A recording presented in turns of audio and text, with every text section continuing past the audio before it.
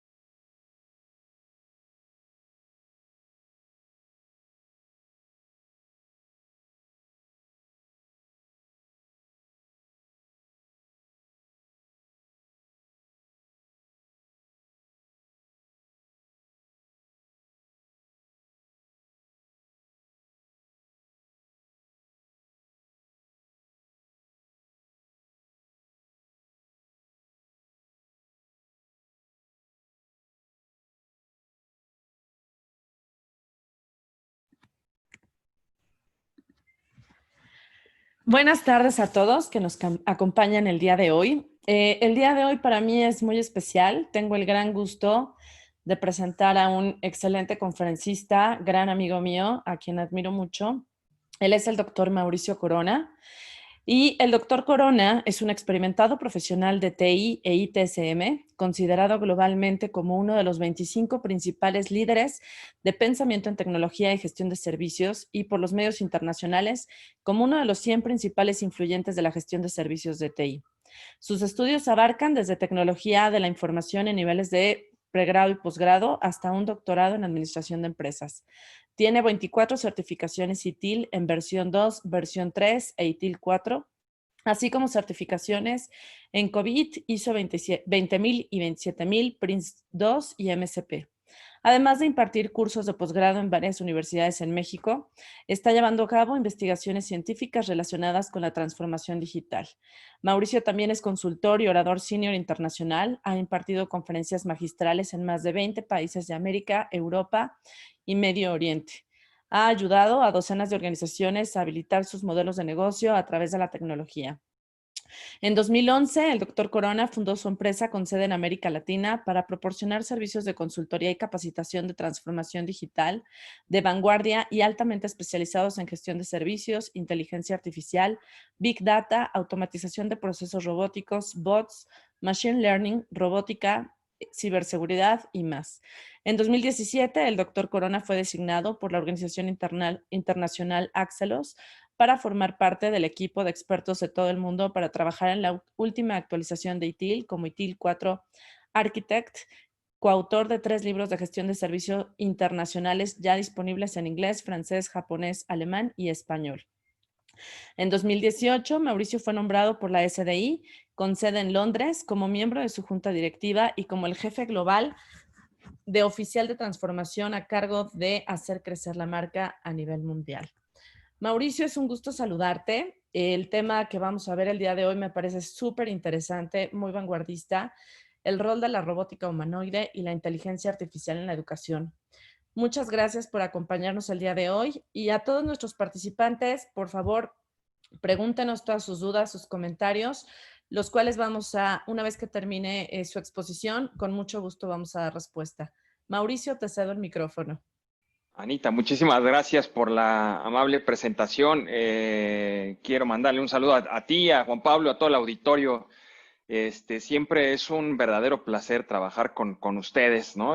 Para los que no sepan la relación que tenemos, siempre estamos trabajando muy de la mano el equipo de Capa 8 con el equipo de BP Gurús, y cuando me me dijeron, oye, para la línea de familias ciberseguras, podemos hablar del tema de robots. Y dije, por supuesto, la verdad es que vamos a platicar un poquito al respecto. Es un tema que a mí en lo particular de hace unos años a la fecha me ha venido apasionando, toda la parte de inteligencia artificial.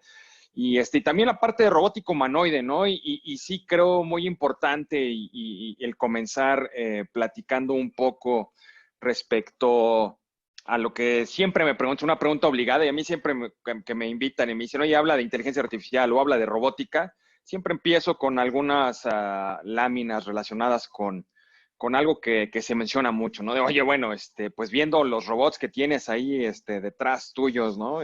Y viendo esta parte robótico humanoide, pues, oye, ¿qué va a pasar con los trabajos de todo el mundo, ¿no? Y más en esta época donde, pues, muchos trabajos se van a perder, etcétera, ¿no? Entonces, yo lo que siempre digo es, a ver, tenemos que poner primero en un contexto, ¿no? En un contexto histórico, y digo histórico es desde épocas y eras considerablemente antes a la nuestra.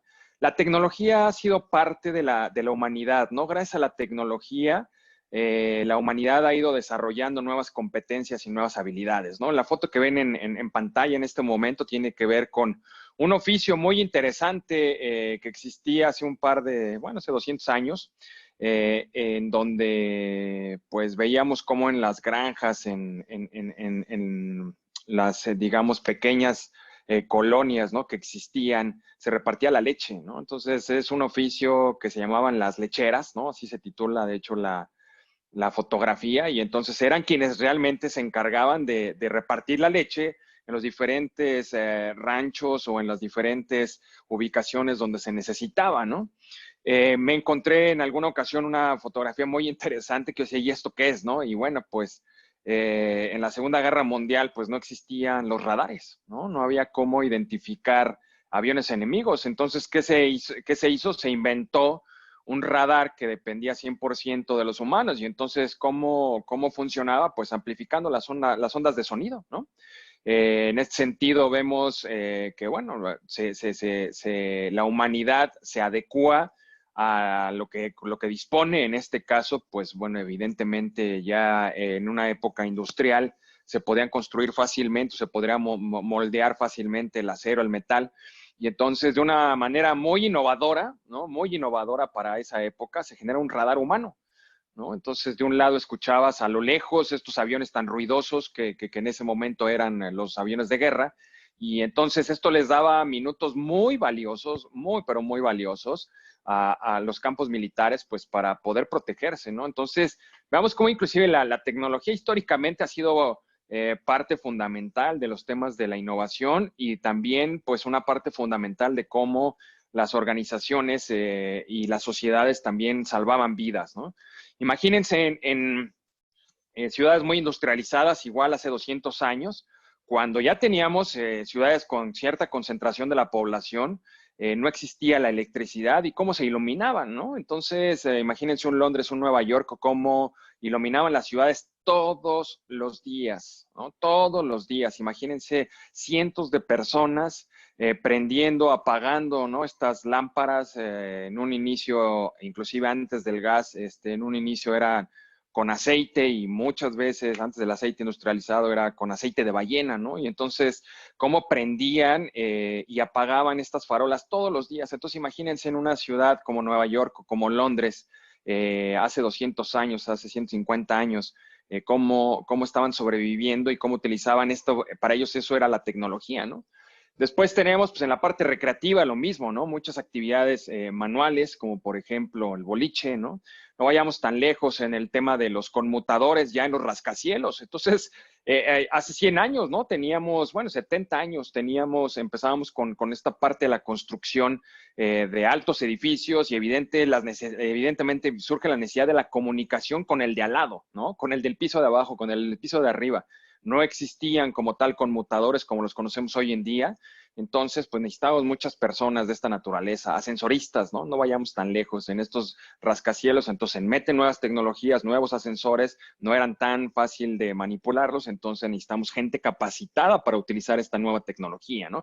Entonces, históricamente, esta necesidad, pues, esta parte de los avances tecnológicos han sido parte de nuestra historia todo el tiempo, ¿no? Imagínense si nos pusiéramos a pensar de no, pero que no llegue la electricidad a estas ciudades porque vamos a perder probablemente 5,000 empleos, ¿no? Entonces dices, ah, caray, bueno, sí, 5,000 empleos, pero hay que preguntarnos cuántos empleos va a generar ahora esta nueva tecnología como lo es la electricidad. Y entonces vemos que a principios del siglo XIX tuvieron que pasar 46 años, por ejemplo, para que el invento de la electricidad llegara al 25% de la población de Estados Unidos. Entonces dice, ok, perfecto, pero bueno, pasan 46 años, entonces tenemos mucho tiempo, ¿no? Para que estos trabajos, ¿no? Vayamos capacitando ahora a la gente que hacía mantenimiento y prendía y apagaba estas farolas, pues ahora más bien nos apoye en centrales eléctricas mientras se van construyendo, etcétera, ¿no? Entonces, hay bastante tiempo para ir capacitando a esta gente y que esta gente ahora nos ayude con la misma iluminación, pero ahora con una tecnología nueva. El principal detalle que tenemos con la parte tecnológica es que aquí pasaron 46 años, pero por ejemplo, se inventa el teléfono y solamente pasaron 34 años. Y digo solamente porque en ese entonces de 46 a 34 son 12 años menos para que el mismo 25% de la población de Estados Unidos adoptara el teléfono, ¿no? ¿Qué pasa con la radio? 32 años. ¿Qué pasa con la televisión? 26 años, ¿no? ¿Qué pasa con la computadora personal, la famosa PC? Solamente pasaron 15 años para que el 25% de la población adoptara uno de estos dispositivos en su oficina, en su trabajo, ¿no? Como tal, en su casa. Entonces, empezamos a ver una característica fundamental y esta característica fundamental de la tecnología es, se empieza a generar de manera incremental nueva tecnología con los avances que vamos viviendo año con año. Y, por ejemplo, telefonía celular 12 años, ¿no? Ya no solamente hablamos de mejora de la adopción en la tecnología, sino que la tecnología por sí sola, ya, por ejemplo, como telefonía celular, va mejorando considerablemente al paso de los años y entonces vamos teniendo mejores tecnologías con más, digamos, capacidades tecnológicas dentro de cada uno de estos dispositivos. Y hoy por hoy, pues imaginemos cuál es la diferencia. Cuando salió la telefonía celular solamente teníamos un servicio.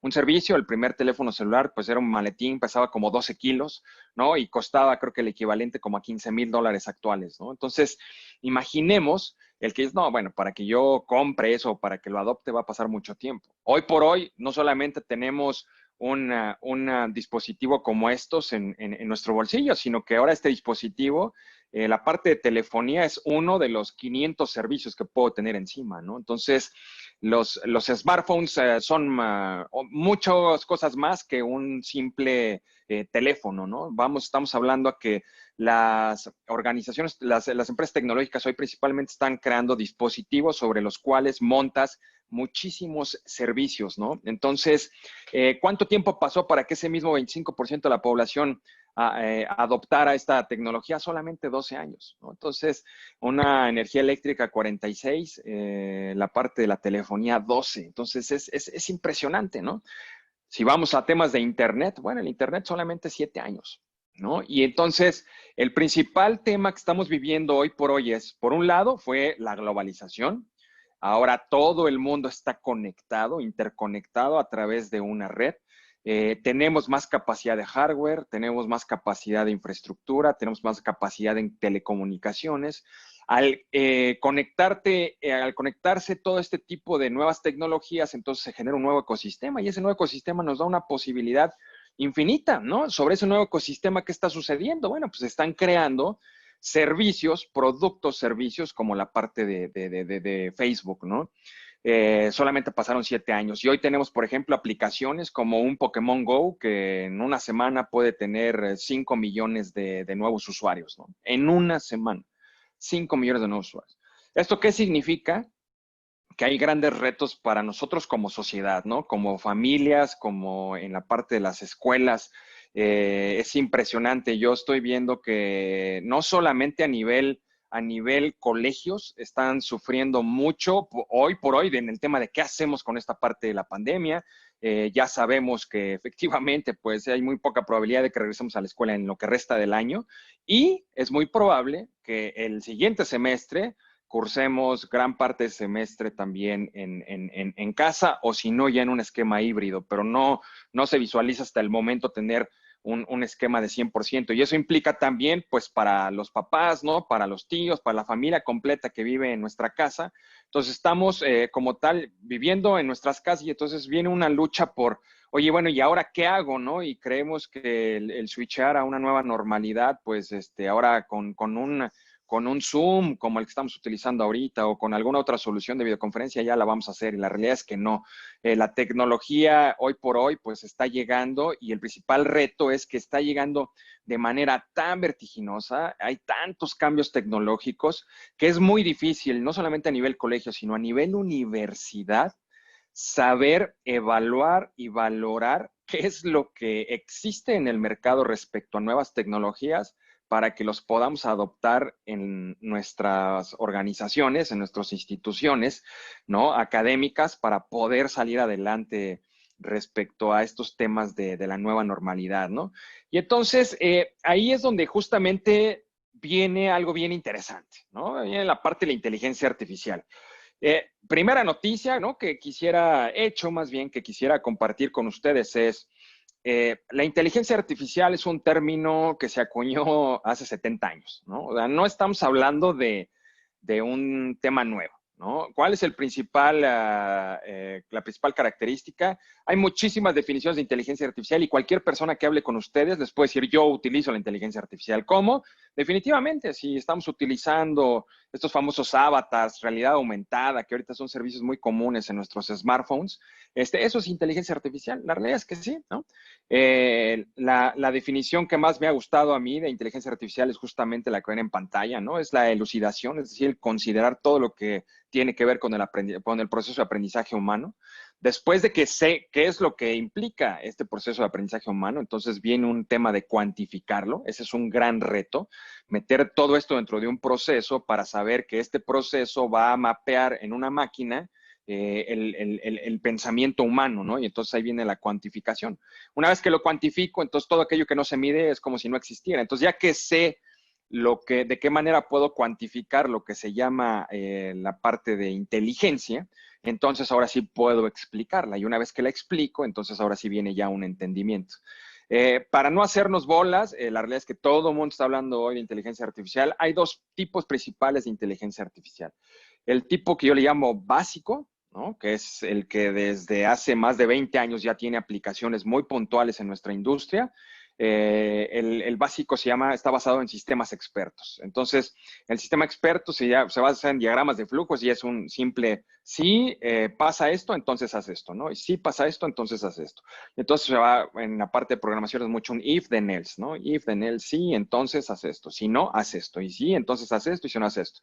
Y se llama sistemas expertos porque, no sé si algunos de ustedes recuerdan, por ejemplo, hace ya pues, algunos 15 años, un poquito más, fue una gran noticia, ¿no? El que, no, una máquina ya logró vencer al campeón mundial de ajedrez, ¿no? Oye, ¿cómo lo logró hacer? Bueno, pues fueron entrevistando a estos campeones mundiales de ajedrez y fueron metiendo en algoritmos, ¿no? Esta serie de pasos a una computadora y entonces la computadora fue aprendiendo. Y el ajedrez al final del día tiene movimientos, tiene miles de movimientos, pero son al final del día están limitados, ¿no? Por una cantidad de jugadas. Se logró mapear esta gran cantidad de jugadas, se le metió este sistema experto y entonces logró hacerlo. Después ya no se podía hacer gran cosa, ¿no? Y entonces, a pesar de que las organizaciones empezaron a invertir muchísimo dinero en este tipo de tecnologías para ver qué más podían hacer, ya no se vieron limitadas por temas principalmente de hardware, ¿no? Temas oye, pues ahora ya los dispositivos que tenemos, los servicios. Después empezamos a evolucionar con algo que se le llama la parte de Machine Learning, ¿no? El aprendizaje máquina. Esto fue posible gracias a que empezamos a tener un mayor poder de cómputo, vino este gran concepto de la nube. Entonces yo ya no tengo que comprar muchas máquinas y tenerlas en mi oficina, para empezar a meter estos temas de algoritmos, sino ahora ya los puedo consolidar en la nube, ¿no? Que es, la nube no es más que la computadora de alguien más, pero en este caso es la computadora de alguna empresa tecnológica, es un data center, ¿no? Muy interesante. Entonces, lo pudimos empezar a hacer de esta forma y entonces teníamos más poder de cómputo. Y entonces ahora sí pudimos empezar a utilizar algoritmos más complejos para enseñar a hacer más cosas. ¿Qué surge ahí? Bueno, pues yo ya puedo empezar a enseñar, por ejemplo, a un carro a reconocer una calle, a reconocer a un peatón, ¿no? Eso se llama una parte de inteligencia artificial que es computer vision, visión de cómputo, que no es más que enseñarle a través de cientos de miles de imágenes lo que es una calle, lo que es una línea, lo que es un semáforo, lo que es una persona, lo que es una bici. Y entonces, una vez que yo lo detecto, puedo enseñarle también al carro a que maniobre y entonces ahí vienen, por ejemplo, carros autónomos. Hoy por hoy, gracias a esta segunda parte de inteligencia artificial, que es la más avanzada, que es el tema de Machine Learning, aprendizaje máquina, podemos identificar o reconocer la voz, pasarla a texto, que la máquina la entienda y después que nos la regrese en una voz. Y entonces vamos a ver que esto es parte fundamental, por ejemplo, para que un robot como los que tengo aquí atrás funcione. ¿No? O tenemos, por ejemplo, también nuestro famoso traductor, ¿no? Los famosos traductores que utilizamos luego de Google o de algunos otros servicios. Bueno, pues ellos ya tienen modelos de inteligencia artificial y ya saben con cientos de miles de ejemplos cómo hacer la traducción de lo que yo estoy diciendo ahorita a cualquier idioma ya hoy en el mundo, ¿no? Entonces, fue gracias a esta parte ya de Machine Learning que prácticamente surgió a partir del 2010 que ya se empezaron a generar una gran cantidad de productos y de servicios encima, ¿no? Y entonces ahí es donde viene este tema de, híjole, pueden sustituir mi trabajo, ¿no? Históricamente hablando, tareas repetitivas que no generan valor son automatizadas por algún tipo de tecnología. Ahorita, pues, con tecnología como la que vemos aquí atrás, pero hace 30, 40, 50 años fue sustituida por ejemplo, toda la era industrial, ¿no? Entonces una máquina llegaba a ser lo que 50 hombres hacían, ¿no? O hace 40 años, 30 años, veíamos ya en la parte de cómo se automatizaban con brazos mecánicos, que son llamados cobots hoy en día, robots colaborativos, una línea de producción de automóviles, en lugar de tener a 1000 personas, pues tienes a 100 y asistido por estos brazos mecánicos, ¿no? Entonces sí, quitaste 900 personas de las líneas de producción, pero ahora pusiste muchísimas personas detrás del mantenimiento de estos brazos, de la gente que fabrica los brazos en diferentes partes del mundo, etcétera, etcétera, ¿no? Entonces, lo que yo sí les puedo decir es, este tipo de tecnología va a crear más trabajos de los que va a sustituir, ¿no? ¿Cuál es la condición? Evidentemente es que lo que se va necesitando es más mano de obra calificada, es decir, personas que sepan utilizar ahora este tipo de dispositivos, que sepan alimentarlos. Y ahí es donde va a entrar mucho el rol de la educación, ¿no? Sí, definitivamente las universidades hoy se quedan muy cortas en los programas académicos a nivel mundial. Hoy ya tenemos, por ejemplo, en China hay ya maestrías completas de inteligencia artificial. ¿No? Es muy interesante. Ya empezamos a ver en México algunas maestrías en ciencia de datos, ¿no? Para la parte analítica. Entonces, van surgiendo poco a poco, pero al final del día la revolución, esta cuarta revolución industrial famosa que se le llama ya de toda la parte de inteligencia artificial, pues va a pasos agigantados.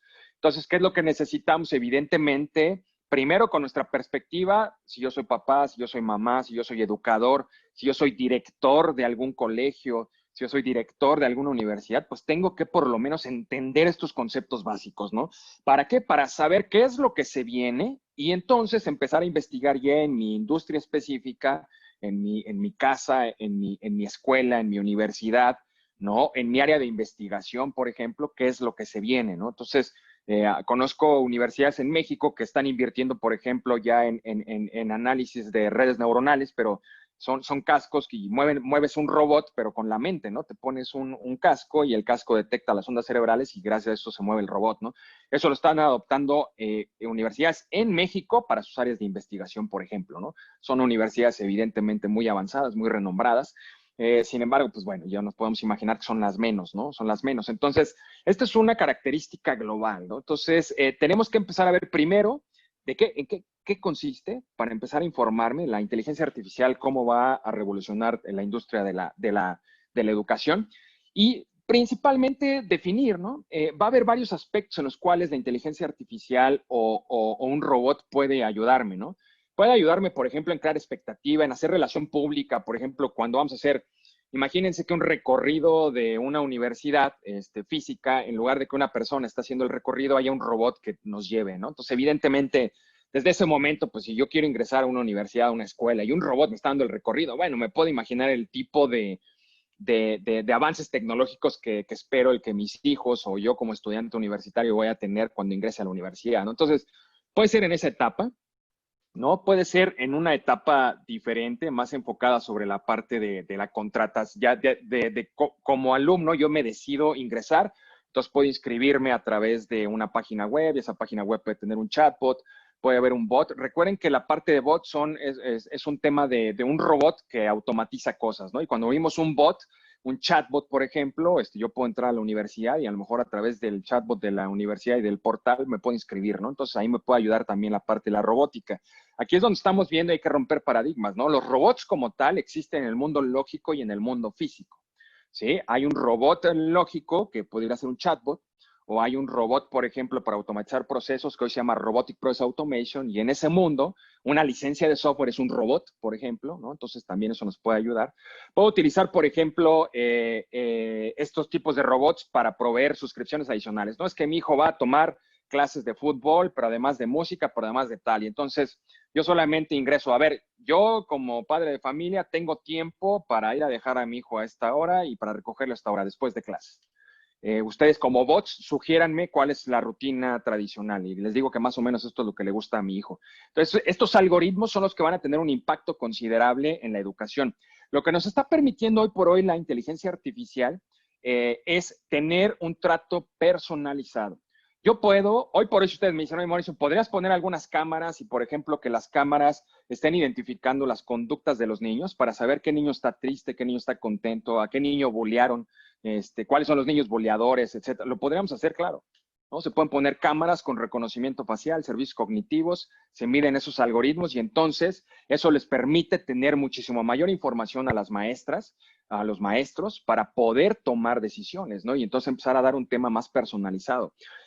Si ustedes se fijan, por ejemplo, en la educación, digo, si nos están viendo en México, bueno, en Latinoamérica también es muy común, se parte mucho, no, es que este es tipo jesuita, ¿no? Es que este tipo católica, no es que este es de tal tipo, no es que, ¿no? Y entonces así es como dividimos los tipos. En un futuro cercano, la forma en la que vamos a evaluar a los colegios, a las universidades, va a ser por el trato personalizado que le da a las necesidades de mi hijo o de mi hija, ¿no? Eso es lo que nos vamos a empezar a fijar.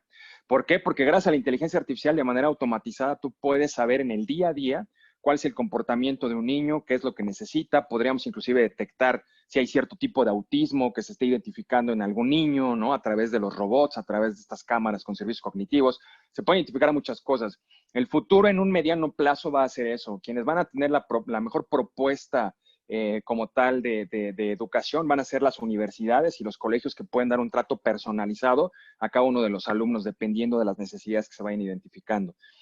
Nos puede servir un nivel 4, ¿no? Por ejemplo, ya para enseñar materias, ahorita vamos a ver algunos ejemplos, un nivel 5, ¿no? Para estar, por ejemplo, en contacto con los padres de familia. Si un padre de familia entra a un colegio y entonces, oye, pues queremos que yo te reconozco de manera facial, sé que eres Mauricio Corona, sé que tus hijos son fulanito y sutanito, y entonces te quiero preguntar sobre fulanito porque tenemos este tipo de conductas que hemos registrado, ¿no? Entonces, ¿te puedo hacer una breve encuesta? Sí, lo puedes hacer directamente en el robot, ¿no? Entonces, hay diferentes etapas en las cuales entran los robots y por eso esta parte de tecnología avanzada en la educación va a depender mucho de la experiencia. La parte que vemos hasta abajo en verde tiene mucho que ver con en qué puntos en específico quieres que se involucre este tipo de tecnología, ya sea robótica o inteligencia artificial.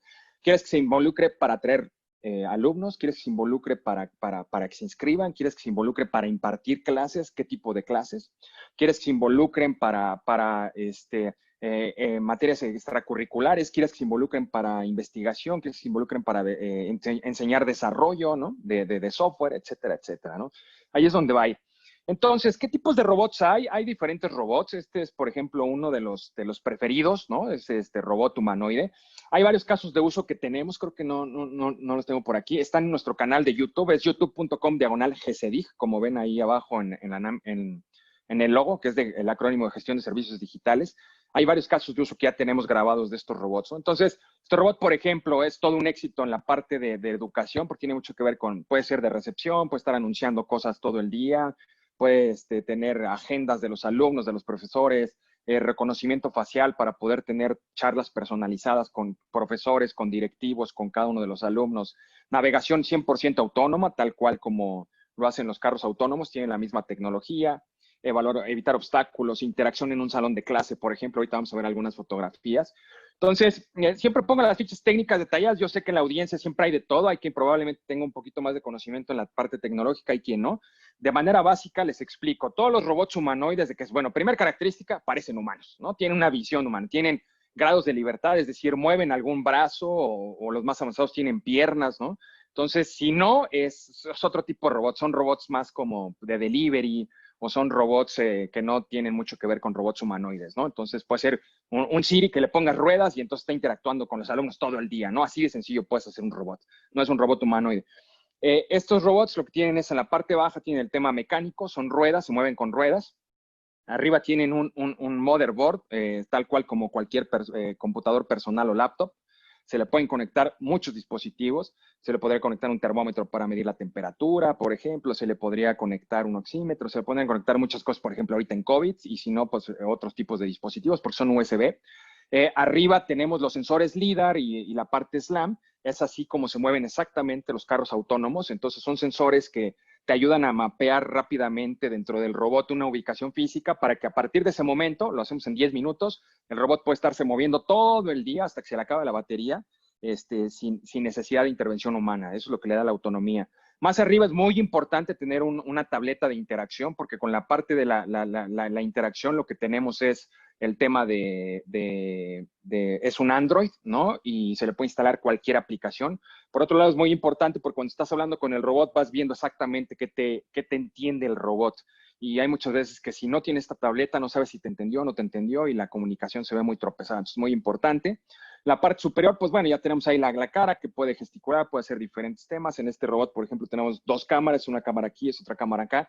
Es un robot con las mismas características, pero más avanzado, ¿no? De hecho, es como este robot. Este robot se utiliza más, pues, por ejemplo, ustedes me dijeron, oye, es que queremos dar unos tours virtuales o que el robot esté poniendo videos mientras tenemos reunión con padres de familia, ¿no? O que le enseñe directamente a los estudiantes el campus virtual, etcétera. Pues bueno, es más alto, ¿no? Es más amigable en el tema de interacción ya con personas, digamos, jóvenes ya de secundaria, preparatoria, universidad, y evidentemente ya también para oficinas, etcétera. Entonces, estos son de los robots más avanzados, ¿no? Ahí les dejo también las características, pero básicamente tienen lo mismo. Reconocimiento facial, reconocimiento de voz, autonomía, y sobre esas tres características podemos hacer muchas cosas. Entonces, veamos, ¿dónde entra la inteligencia artificial? La inteligencia artificial entra en algo que se llama computer vision, que es cuando me ve y me reconoce. Y entonces el robot puede decir, hola Mauricio, ¿cómo estás? El día de hoy, ¿qué quieres hacer? ¿No? Punto número 2, la parte de la autonomía, ¿no? Y punto número 3, el que tenga la capacidad de reconocer mi voz para que reciba comandos y entonces ejecute alguna respuesta, ¿no? Entonces tiene lo mismo y ya lo que cambia es el hardware, ¿no? Evidentemente tiene brazos, tiene más grados de libertad, ¿no? Un grado de libertad sería, por ejemplo, si le meto un segundo grado de libertad, entonces ya sería la muñeca más el codo y entonces puede hacer más cosas. Si le meto 3 grados de libertad a un robot, entonces, por ejemplo, es hombro y entonces ya puedo hacer movimientos mucho más complejos. Eso ya hay cobots tal cual, que solamente te venden esta parte y puede hacer muchísimas cosas repetitivas. Hay, por ejemplo, robots de delivery, que estos son los robots por excelencia en diferentes partes del mundo. Ahorita ya los están utilizando para el tema de distanciamiento social en COVID. No solamente en restaurantes, sino en hospitales para llevar alimentos, medicinas y todo es remoto. Entonces los médicos y las enfermeras y los camilleros no tienen que acercarse. Pueden estar monitoreando y pueden estar llevando cosas a los cuartos sin necesidad de interactuar, ¿no? Entonces, en la nueva normalidad ya está utilizando mucho este robot. Este robot se está utilizando ahorita en Dubái, en Emiratos Árabes Unidos, se está utilizando en Países Bajos, se está utilizando en Canadá, se está utilizando en Asia, ¿no? Entonces, es muy interesante ver esa perspectiva. Y ahorita lo que me va a mover es un poco a ver esta parte de cómo estamos interactuando entonces. Entonces, gracias a estas interfaces de diferentes temas de inteligencia artificial, yo puedo tener diferentes alumnos, van a estar interactuando con el robot a través de qué? A través de reconocimiento facial, a través de la voz. Podemos meter otro tipo de tecnologías, por ejemplo, inclusive reconocimiento de iris, ¿no? Para tener rutinas más específicas y más seguras, ¿no? Una vez que recibe la entrada, entonces siempre veamos detrás, eh, no es que, oye, yo sustituyo a un humano, siempre va a haber una persona que está identificando y monitoreando, ¿no? Un robot. Específicamente cuando, imagínense, en un futuro cercano vamos a tener a lo mejor en un colegio 5 o 6 robots, ¿no? O 10 robots. Bueno, se van a tener que centralizar, se van a tener que estar monitoreando, van a estar arrojando muchísima información. Esa información puede ser que una vaya para la maestra, otro vaya para la directora, otro vaya para el profesor de física, el otro vaya para el profesor de medicina, lo que sea, ¿no? Entonces, vamos a tener por ahí la necesidad de centralizar. Se van a hacer muchos análisis y entonces vamos a estar alimentando la base de datos de la escuela, la base de datos de la industria en la que estemos moviéndonos, ya sea de investigación, ya sea de desarrollo, ya sea de medicina, etcétera. Y también, pues bueno, vamos a poder estar interactuando gracias a la información que le demos a los chatbots para que los robots sigan platicando con nosotros, ¿no? Entonces, muchos de estos robots utilizan servicios en la nube, pero también es importante, bueno, ser multinube, que sea cualquier tipo de nube y que también se puedan mover de manera autónoma sin necesidad de nube. Esos temas también son importantes, son aspectos ahí un poquito más técnicos. Si hay alguien que tenga alguna en específico, como comentaba esta Ana al principio, vayan mandando las preguntas y ahí los vamos resolviendo, ¿no? Entonces, viene un poco el tema de, oye, pues bueno, ¿cuáles son algunos ejemplos, no? Por excelencia, yo diría, hay ejemplos muy significativos. Este es, por ejemplo, Now, es de una empresa que la verdad es que yo creería que es una de las empresas más avanzadas en temas de robótica humanoide, que se llama SoftBank Robotics, ¿no? Y entonces este es Robin, ¿no? Y el objetivo de Robin principalmente es el que los alumnos aprendan un segundo idioma, ¿no? Entonces, para eso está programado específicamente este robot. Oye, ¿este robot puede hacer otras cosas? Claro que sí, todas las que necesitemos. ¿Cuál es el principal mensaje aquí? Primero que nada, antes de decir quiero inteligencia artificial o quiero un robot, es qué problemas tengo o de qué manera yo podría solucionar esta problemática. Y entonces estas problemáticas pueden ser desde, oye Mauricio, ¿de qué manera yo podría personalizar el estudio de alumnos de tal nivel a través de la inteligencia artificial? Ah, ok, perfecto. Hay que hacer un análisis sobre el análisis de los alumnos, las actividades que hacen, ver qué tipo de robot es el más adecuado. Y a este robot se le pueden programar muchísimas cosas. En este caso es muy interesante, es un proyecto que lo pueden buscar ahí en internet, se llama L2 Tor y que se pronuncia como el tutor, curiosamente en español, ¿no? Como si fuera el tutor. Y entonces, imagínense, oye, para este tamaño de robot, entonces también lo podría tener en mi casa, ¿no? Para que le ayude a mi hijo a aprender, por ejemplo, inglés o francés. Claro, lo puedes tener en tu casa, ¿no? Es un hecho. Entonces, la robótica nos puede ayudar justamente en esta parte, ¿no? Oye, conforme vamos viendo estos ejemplos, lo que hemos platicado, y podríamos entonces sustituir a un profesor, la realidad es que, pues, yo no lo veo, ¿no? ¿Por qué? Porque mientras más arte le metan a una actividad, menos repetible es, ¿no? Y para que se meta un robot tiene que ser repetitivo. Una maestra tiene esta sensibilidad, tiene esta experiencia, ¿no? De, ok, este tipo de niño necesita este tipo de cuidado por estas características, este portal, y toman cientos de miles de decisiones que lo hacen de manera, digamos, sin estar conscientes de ello, y sobre eso se le da muchas veces cierto trato a los niños, ¿no? Entonces, los robots y la inteligencia artificial están en un punto, yo diría que van a estar en este punto por muchos años, en un punto en el cual son asistentes de, ¿no? Habilitan a que las maestras no hagan tareas repetitivas, en lugar de estarle repitiendo a los niños, a ver, las instrucciones de un ejercicio 50 veces, eso lo puede hacer un robot. En lugar de estar preocupándose por estar calificando una tarea de un salón de 50 personas, ¿no? Todos los días y estar invirtiendo 5 horas en la calificación. Oye, no, esas 5 horas déjaselas a un robot, un RPA, un robotcito lógico, te hace las calificaciones con todas las variables que tú le pidas y tú dedicas esas 5 horas como maestra a preparar tu estrategia docente, ¿no? Entonces, eso es una parte bien importante, ¿no? En muchos casos, los niños, por ejemplo, con autismo, no saben la cantidad de casos donde han entrado estos robots para ayudar a niños con autismo. Los robots que ven más grandes es un robot que se llama Pepper, también es de SoftBank y también es muy común este robot. De hecho, yo diría es que de los robots humanoides más avanzados. De hecho, este robot tiene hasta dedos y tiene sensibilidad en cada uno de los dedos y los puede mover. Es muy interesante lo que puede hacer. Son un poco cerrados para hacerles desarrollos adicionales, pero bueno, eso no implica el que no se pueda. y son de los robots como que más aceptados a nivel mundial. Entonces, por ejemplo, para niños con autismo entran bastante bien, ¿no? Estos son algunos otros kits que son bien interesantes. Oye, la robótica entonces son para los ingenieros, por supuesto que no, y menos hoy en día, ¿eh? Hay muchas escuelas que de hecho en lugar de estarte dando teorías matemáticas, utilizan este tipo de kits para explicar la parte matemática, utilizando estas herramientas y para construir un robot, ¿no? No saben, por ejemplo, la cantidad de temas matemáticos que tienes que revisar cuando haces el movimiento y la programación de estos robots en el tema de las ruedas. Si quiero dirigirme hacia el frente, cuántos grados tiene que girar cada una de las ruedas, de qué manera, si hay un obstáculo, qué decisiones tengo que hacer, es pura matemática. Entonces, la evolución va justamente para allá. Hoy por hoy podemos aprender matemáticas desde digamos, aplicaciones especializadas que nos asisten con simulaciones matemáticas hasta hacer este tipo de kits. Y por otro lado, también nos puede ayudar a aprender a desarrollar, ¿no? Entonces, este es otro tipo.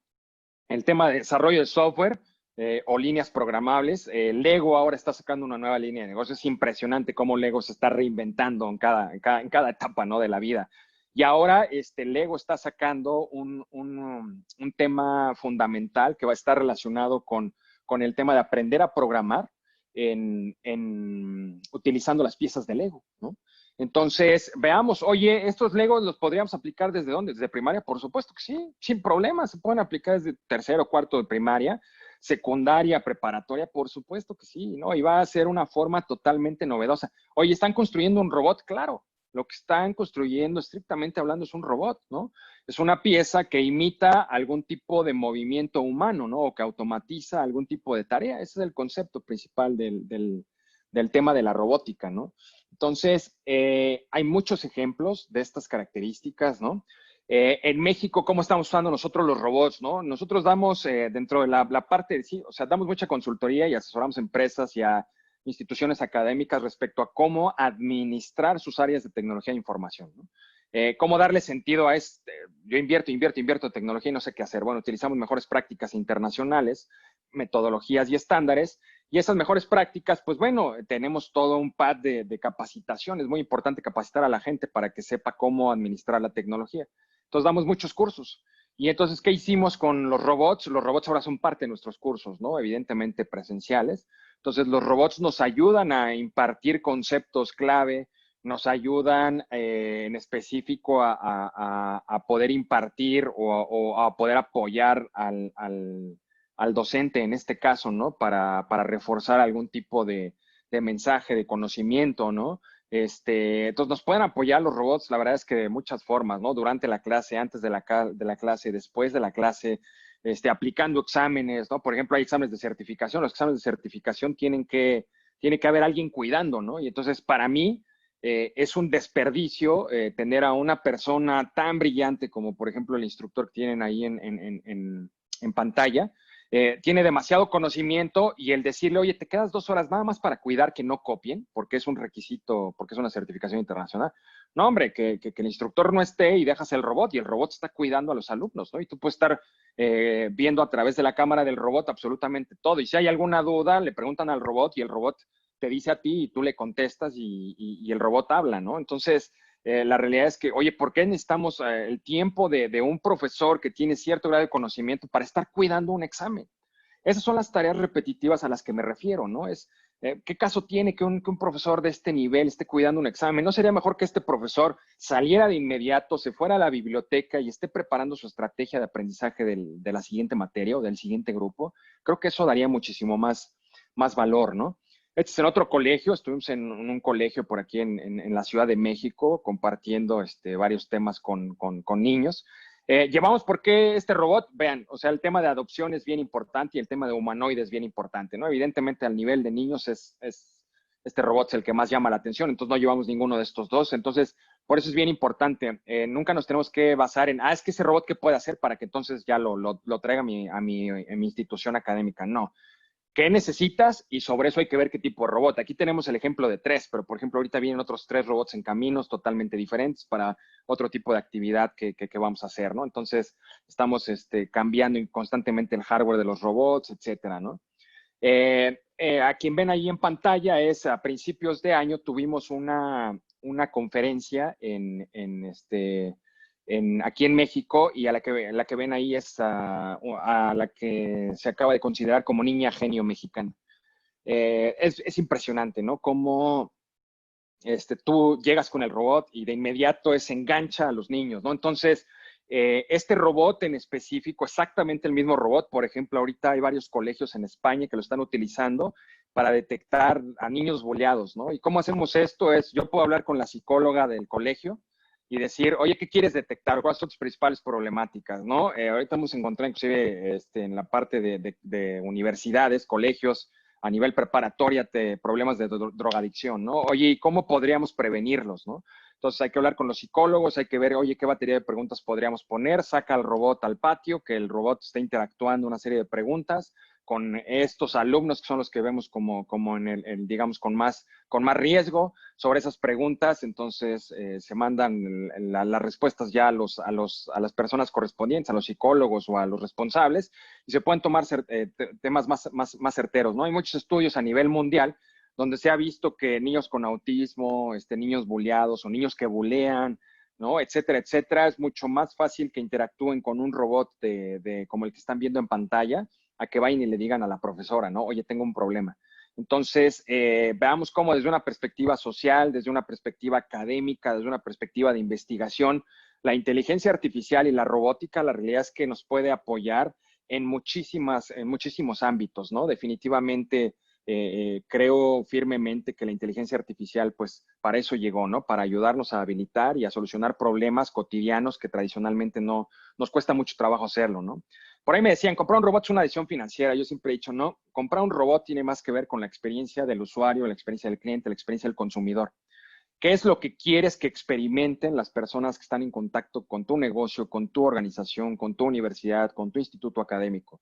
Dependiendo de esa experiencia, entonces hay que justificar una inversión de un robot, ¿no? No viene del otro lado. ¿Por qué? Porque no es un robot industrial. Los robots industriales normalmente se justifican así. Se hace un análisis de retorno de inversión. Un cobot, por ejemplo, es cuántas personas va a sustituir, y entonces son sueldos contra el cobot con tantos años, con mantenimiento, y ahí lo justificas, ¿no? Históricamente así ha sido. En el caso de la robótica humanoide no funciona así. La robótica humanoide más bien tiene que ver con organizaciones, instituciones académicas que son innovadoras, que quieren meter más temas. Familias, ¿no? He platicado con muchas familias que están ya evaluando el comprar un robot para sus casas, ¿no? Un robot más pequeño, más compacto, que los asistan en varias cosas. Son familias muy innovadoras, ¿no? Y que dicen, oye, no, yo quiero que de una vez y que estén en contacto aquí y que más bien yo aprenda como papá cómo se utiliza esto antes de que ellos salgan y después lo conozcan por fuera, ¿no? No, yo quiero estar aquí al pendiente, ¿no? Que eso es un tema pues bastante delicado, ¿no? En toda la parte de ciberseguridad. Lo que es muy importante es un robot jamás va a llegar a decir, vamos a sustituir X número de personas. No, es cuántas actividades haces en un colegio, en una universidad, en un centro de investigación. Sobre esas actividades es cuáles son susceptibles de automatizarse, y sobre esas, entonces enfocas al robot. Y el robot poco a poco va a ir aprendiendo, ¿no? Y a lo mejor va a ir tomando más actividades, pero es imposible decir que un robot va a llegar a sustituir a alguien, es imposible, porque ese alguien normalmente no solamente hace ese reporte repetitivo todos los lunes, sino además hace 1000 cosas, ¿no? Entonces, hay que tener un enfoque incremental de adopción. ¿Para qué? Para que el robot se vaya acondicionando a mis necesidades. En la parte robótico humanoide, lo que les puedo compartir a nivel mundial, porque trabajamos en muchos países, en diferentes partes del mundo y continentes, lo que he visto es ningún robot humanoide es igual, aunque la carcasa sea la misma, el diseño sea el mismo, ningún robot humanoide es igual entre instituciones académicas o entre organizaciones. Aunque veas que es el mismo, la programación es totalmente diferente porque están haciendo cosas totalmente diferentes, y ahí es donde viene la magia de la inteligencia artificial, ¿no? Entonces, quisiera dejar un espacio para preguntas y quisiera abrir ese espacio, ¿no? Tenemos 10 minutitos por aquí, 12 minutitos para... Claro, Mau, muchísimas gracias por esta súper interesante plática. Sí, tenemos ya una pregunta de Diego Pinto. Él Ajá. pregunta, ¿cómo se evitan los sesgos que hay con la inteligencia artificial, ya que se encuentra monitoreado constantemente? Ok, mira, en el tema del sesgo siempre va a haber sesgo, sí, pero recordemos que la inteligencia artificial se alimenta de bases de datos globales, ¿no? Es decir, ¿cómo aprende un robot a reconocer una cara? Bueno, nos vamos a un grande corporativo, ¿no? A un Microsoft, a un Amazon, a un Google. Tomamos sus cientos de miles de bases de datos que tienen de caras y los metemos al robot y el robot aprende y entonces ya empieza a reconocer con base en esos algoritmos esta parte. Ha habido mucho sesgo en la parte de reconocimiento facial, por ejemplo, en comunidades afroamericanas, ¿no? Donde las personas tienen rasgos muy particulares, ¿no? Y entonces hay veces que los robots no te detectan, ¿no? Entonces, oye, pero ahí hay un tema en el modelo de inteligencia artificial que no está funcionando bien, ¿no? ¿Y por qué? Es por la fuente. Para cualquier otro tipo de modelo de inteligencia artificial, por ejemplo, en la parte de analítica, ¿no? De datos. ¿El sesgo en qué estaría? Bueno, estaría y dependería 100% de las personas que están programando esa parte de analítica. Entonces, ¿va a haber sesgo? Sí, y ese sesgo vendría por parte de quien haga el modelo de inteligencia artificial, principalmente un modelo de machine learning que pueden utilizar varias arquitecturas, ¿no? Deep learning, etcétera, etcétera. Hay muchas arquitecturas por ahí. Entonces, ¿cómo evitar el sesgo? Tenemos que asegurarnos que la persona que nos está desarrollando estos algoritmos de inteligencia artificial considere todas las variables que para nosotros son importantes, ¿ok? En la medida en la que si yo estoy a cargo de programar una red neuronal y en la medida en la que yo sepa qué es importante, por ejemplo, para un colegio, entonces yo voy a cuidar que el modelo de inteligencia artificial no tenga sesgo considerando estas variables. Entonces, es algo muy común y es algo que se ha mencionado muchísimo a nivel internacional y de hecho hay movimientos, ¿no? En los recientes casos que vimos en Estados Unidos de la parte que le llamaban el Black Lives Matter, hubo inclusive empresas tecnológicas que dijeron, oye, vamos a dejar de prestar nuestros algoritmos a la policía porque lo está utilizando y reconocemos que hay sesgo, ¿no? Entonces, es algo bien, bien fuerte y bien importante y es un gran reto en la parte de inteligencia artificial. Por eso, la persona que implementa estos modelos de inteligencia artificial debe tener ese know-how, ¿no? Perfecto, muchas gracias. Luciano Inostroza te felicita por ser Gracias, Luciano. multidisciplinario y visionario en TI. Tenemos otra pregunta también de Diego. Nos menciona, la inteligencia artificial predice con datos del pasado. ¿Qué tan exacta es esta predicción para tomar decisiones?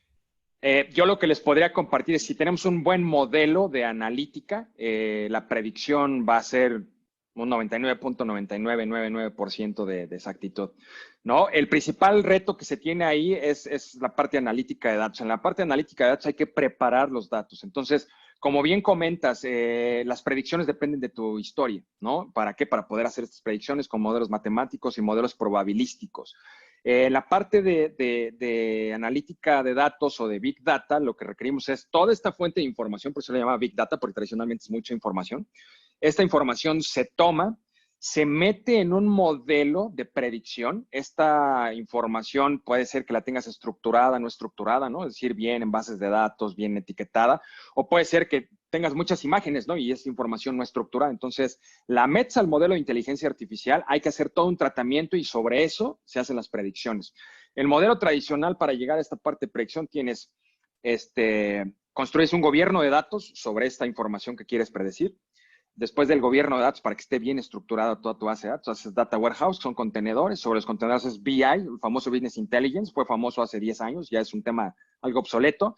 Arriba haces una capa semántica donde vacías todos los datos y están disponibles ¿para qué? Para que empieces a consultar y estos modelos de inteligencia artificial vayan y vengan, tomen todo lo que necesitan y hagan sus proyecciones. Lo que te puedo decir es que hemos hecho proyectos por ejemplo, prevención de fraudes, casi en tiempo real y con un nivel de efectividad 99.99%, ¿no? Que normalmente las organizaciones para detectar un fraude decían, pues nosotros estamos detectando un 10% y nos tardamos 6 meses. Subes con un modelo de predicción, lo puedes detectar fraude prácticamente en tiempo real y tomas el 99% de los fraudes, ¿no? De una línea de negocio. Entonces, es bien interesante. Todo depende del tratamiento de los datos, ¿no? Muchas gracias, Mauricio. Sandra Sandy nos pregunta, ¿qué tipos de robots hay para los call centers? Ok, mira, para la parte de call centers, específicamente lo que recomendaría son robots virtuales y tenemos dos niveles, ¿no? Son chatbots. El chatbot que está basado en sistemas expertos, decimos que es el pequeñito, ¿no? El Live de Nels. Entonces se puede programar un chatbot muy fácilmente. De hecho, los vemos en Facebook, le puedes preguntar y la tienda, etcétera. Y hay otro tipo de robots que nosotros utilizamos, un robot que se llama Amelia, que tiene un nivel de algoritmo muy avanzado que inclusive te permite no solamente estar contestando cosas repetitivas en tu call center, sino también hacer análisis ya, cuántos usuarios te llaman, de qué tipo, son hombres, son mujeres, cómo se les escucha la voz, cuál es lo que más te piden, ya con modelos predictivos. Ese se llama, es un servicio que es un robot asistente virtual que se llama Milia. También puedes hablar por voz, que esa parte es bien interesante. Y si switchas de repente español a inglés, te habla en inglés. Si switchas a francés, te habla en francés, alemán, etcétera, etcétera. Trae como 8 idiomas por ahí. Entonces, hay asistentes virtuales, que ya son los muy avanzados, y hay chatbots. Entonces, yo recomendaría que se analizara cuál es la necesidad y dependiendo del grado de automatización que se requiere y de la complejidad, utilizaría el pequeño o el grande. Evidentemente hay implicaciones, ¿no? En temas de tiempo, desarrollo, costo, etcétera, etcétera. Gracias, Mauricio. Tenemos otra pregunta de nuestras redes sociales en donde mencionan qué industria consideras tú que será aquella que tenga mayor facilidad de adopción de este tipo de tecnologías. Ok, mira, yo creería que la industria, evidentemente, la más sencilla, y lo hemos visto, es la que tiene que ver o está relacionada con la parte de tecnología. Nosotros empezamos ya con los robots en varias conferencias de enero a marzo de este año. Hicimos el lanzamiento, además hicimos el lanzamiento hasta marzo, pero ya estábamos con los robots en varias conferencias y estaban relacionados con tecnología. Entonces, si tienen algún tipo de relación con la tecnología, pues es mucho más fácil porque inclusive están más sensibilizados. Después de, evidentemente, empresas tecnológicas, lo que estamos viendo es que los más interesados en la parte robótica es el sector financiero, el sector de retail, ¿no? Y creería que por ahí va en el tema de quiénes van a adoptar primero este tipo de tecnología. Robots de delivery, como el que tenemos de este lado, restaurantes, no saben la cantidad de restaurantes en el mundo que lo están utilizando. En México todavía no, pero bueno, nada más es cuestión de tiempo. Y yo diría de las últimas, el sector salud, tristemente, ¿no? Y dice, oye, pero ¿cómo puede ser posible que países en otras partes del mundo utilizaron de inmediato robots para salvar vidas en humanos? ¿Sí? Exactamente, es un tema cultural, ¿no? En México, a pesar de que ya hay este tipo de robots que están disponibles, los hospitales están enfocados en salir de una contingencia con el método tradicional en vez de innovar. Y por otro lado, en Latinoamérica, las legislaciones en materia de sector salud, en la parte tecnológica, son muy laxas. Entonces, los hospitales hacen prácticamente lo que quieren con su ingeniería biomédica, ¿no? Entonces, es complicado, ¿no? Gracias, Mauricio. Esther Vargas menciona, estimado Mauricio, muchas gracias por tu exposición y respuestas muy claras y atinadas. Muy interesante el tema y lo que desarrollan en el equipo de BP Gurus. Felicidades por la ponencia de las técnicas de inteligencia artificial, muy robustas. Un placer escucharte, Esther Vargas, Gracias, Esther. de nuestra alma mater.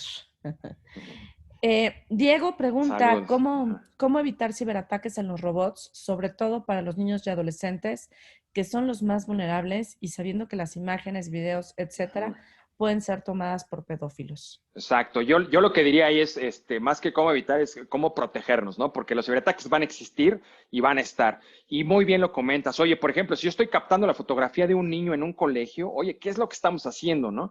Nuestra estrategia en particular, toda la parte de robótica, quien lleva la mano de todo el tema de ciberseguridad es justamente el equipo de Capa 8. Ellos lo que estamos haciendo es cada robot que nos llega, ellos hacen un health check del robot, todo un análisis de los componentes. Si estamos utilizando computer vision, ciertos dispositivos, ciertas cámaras, se está almacenando en qué computadora, qué sistema operativo tiene, qué parches de seguridad. Después, oye, tu robot funciona con la nube, ¿verdad? Sí, ok, ¿con qué nube? ¿Cómo se conecta? Etcétera. Entonces, nuestra estrategia siempre está el trabajar con empresas en donde su core sea lo que necesitamos. Y en este caso, todo el tema de cybersecurity lo estamos viendo con capa 8. Entonces, yo sí recomendaría ahí inclusive que tuvieran una plática más a detalle. Tanto Juan Pablo como Ana han revisado todos nuestros robots, los conocen, entonces creo que podrá ser una plática muy interesante. Y esto que comentan es algo clave. Proteger la confidencialidad y la integridad de nuestra información es clave, clave. Otra pregunta que va por el mismo tema. Mauricio Sandra nos pregunta, si contrato robots para un colegio, ¿cómo aseguro la confidencialidad de la información de los alumnos a los padres de familia? Perfecto. Cómo funciona es el robot asignado, en este caso a un colegio, estaría grabando cualquier tipo de información, ya sea una conversación que tuvo con un alumno, ya sea una fotografía, ya sea cualquier tipo de interacción, inclusive hasta los mapas, ¿no? Del propio colegio, los estaría almacenando en la infraestructura dentro del colegio. Entonces, la forma más fácil para asegurar este tema es que nos metamos dentro del modelo de seguridad y de ciberseguridad que tenga el colegio. Si el modelo de seguridad, si el colegio dice, oh, bueno, es que yo también no sé cómo estoy en ese caso, bueno, entonces por un lado es recomendable atender esa parte y por el otro lado entonces es generar un modelo con un esquema de seguridad de este lado y se puede contratar o se puede considerar que dentro del servicio de los robots se va a asignar un espacio en específico, un espacio seguro en la nube, al cual solamente va a tener acceso el colegio o inclusive solamente sube a la nube y se baja de manera directa a la computadora que nos digan. Entonces es muy importante generar alrededor todo un ecosistema de ciberseguridad, no ciberseguridad nada más, sino de seguridad de la información en su totalidad, ¿no? Confidencialidad, integridad, disponibilidad de la información. Hay que asegurar que esta parte no va a ser un tema de riesgo, pues, para el colegio, ¿no? Entonces, en ese sentido, el primer tema es, no te preocupes, todo lo que se almacena aquí, de hecho, ni siquiera se almacena en el robot, se va directo a tu base de datos de colegio, no pasa nada, no se guarda nada de este lado. No la tienes, entonces puedes desarrollar de igual forma con una estrategia dentro de la parte de seguridad de los robots para que evitemos cualquier tipo de riesgo y de fuga de información. Gracias, Mauricio. Pues ya estamos en tiempo. Muchísimas gracias a todos los asistentes, los participantes, a ti, Mauricio, por acompañarnos y por permitirnos compartir todo este conocimiento que acabas de aportarnos. Diego menciona, excelente como siempre, estimado Mauricio, un gusto escucharte nuevamente. Muchas Gracias gracias, por los Diego. aportes y respuestas. Y nos pregunta dónde se puede ver nuevamente la grabación. Este webinar está siendo publicado ahorita en las redes sociales de Capa 8 y de Escuelas Ciberseguras. Sin embargo, dado que se registraron para verlo en el Zoom, nosotros les haremos llegar también vía correo electrónico el link para que puedan volver a escuchar esta grabación. Jaime Marín menciona, estimado Mauricio, muy interesante tu exposición clara y precisa. Aunque aún estamos un poco distantes de esa realidad o aplicación, es muy importante llevarla a cabo. Excelente tarde, gracias. Totalmente de acuerdo, Jaime. Sandra menciona, gracias Mauricio, muy completa la información, muy claro en las respuestas. Y Adriana Fernández menciona, querido Mauricio, muchas gracias por compartir las iniciativas y experiencias de GESEDIG relacionada al tema de robots humanoides. Información muy clara, gracias. Muchas Mauricio, gracias, Adrián. muchísimas gracias. Me parece muy interesante este tema. Por favor, a todos los participantes o asistentes, cualquier otra duda, cualquier comentario, pregunta para Mauricio, con mucho gusto estamos a sus órdenes en la información de nuestras redes sociales y de contacto. Y nada más invitarlos al webinar de la próxima semana, que lleva por título Mi arriesgada aventura en el ciberespacio sale mal. El expositor será Mario Ureña, otro personaje muy distinguido de nuestra industria. Mauricio, muchísimas gracias. Al contrario, Anita, muchísimas gracias a ti, a todo tu auditorio y cualquier duda, pregunta, con muchísimo gusto estoy más que a sus órdenes. Que estén muy bien y hasta la próxima. Gracias a todos. Hasta luego.